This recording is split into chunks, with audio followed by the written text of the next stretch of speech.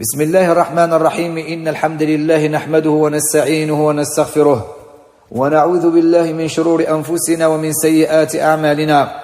من يهده الله تعالى فلا مضل له ومن يضلل فلا هادي له، وأشهد أن لا إله إلا الله وحده لا شريك له، وأشهد أن محمدا عبده ورسوله. أما بعد، نتابع بقوة الله العزيز الحكيم فك عقد مخطط ختم قابيل وهابيل الوراثي، أسحار وأحساد وأحقاد وأعين وتوابع، التأثير الجيني الإنسي الزاري الزوري المشيطن الأصل التي تورثها عروق الشرك الزارية المتعفرتة الخبيثة، عربية وفاطمة وعيشة ورحمة وشمهروش وحم الأحمر وميمون الأسود، المنظرية الدموية الساحرة، جينات والأقارب والعقارب الإنسية الزورية المشيطنة القبيحة طباعها حتى ملتها عائلتها، الجينات الزورية الربانية الموحدة الصبورة الهادئة.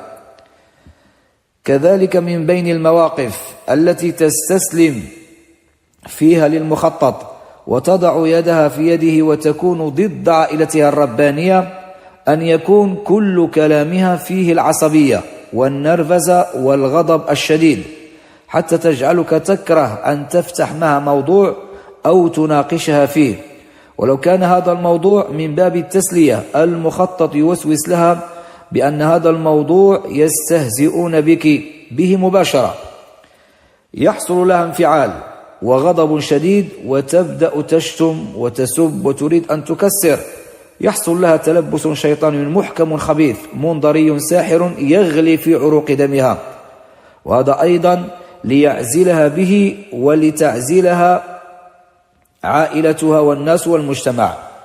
فكلامك معها لا بد أن تفكر في كلماته 1000 مرة. أصلا حينما تقف أمامك قبل أن تتكلم معك تحس بأن ريقك ينشف وجسمك كله يرتعد، وكأن هناك مخطط خبيث قوي عظيم شيطان إبليسي ينظر إليك ويتلبسها بقوة، وتغيب من دماغك الكلمات والمعاني التي تريد بها أن تشرح لها الموضوع. هي بدور هذا الموقف ترفضه ولا تريده إطلاقا، وكأنه يفرض عليها جينيا، وتقول حينما تكون لوحدها: لماذا عائلتي تخاف مني؟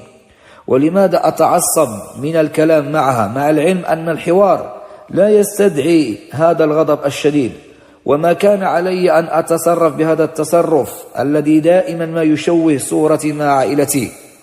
وكثيرا ما تدعي على نفسها بالهلاك وبالموت حينما تتكرر معها هذه الأحداث، وتقول: أنا لعنة العائلة، وبسبب مشاكلي كلهم متعبون وما عندهم استقرار روحي في بيوتهم ولا حينما يجتمعون في بيت والدهم.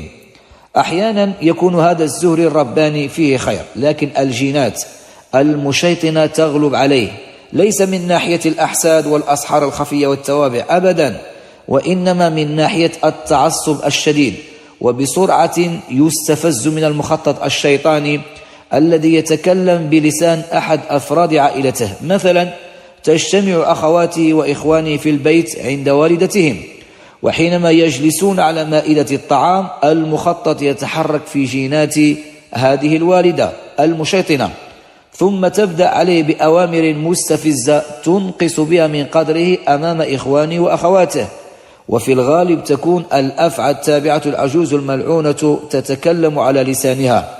كل مرة ترسله إلى المطبخ ليأتي لها بحاجة لا تتركه يجلس بهدوء مع أسرته، وتتقصده هو بهذا الاستهداف، كونه حساس جدا وسريع الغضب سريع الرضا، وغضبه يكون أشد.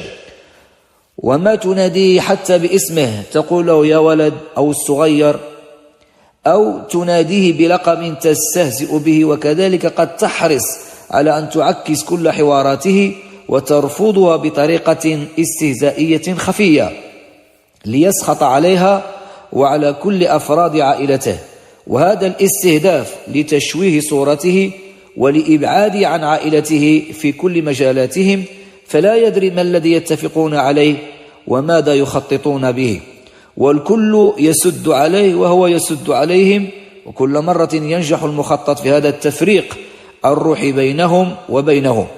وهذا الاستهداف كما سبق ذكره في مواضيع سابقة أن هذه الجينات العصبية الشديدة الغضب سواء كانت ربانية أو مشيطنة استهدفت، وهي أجنة في بطون أمهاتها خاصة في الأشهر الأخيرة الثلاث ما قبل ولادتها باستهدافات شيطانية خطط لها المخطط الشيطاني المتخفي في جينات العقارب الإنسية السورية المشيطنة لتخرج غير طبيعية في تصرفاتها. هذا وصلى الله وسلم وبارك على نبينا محمد.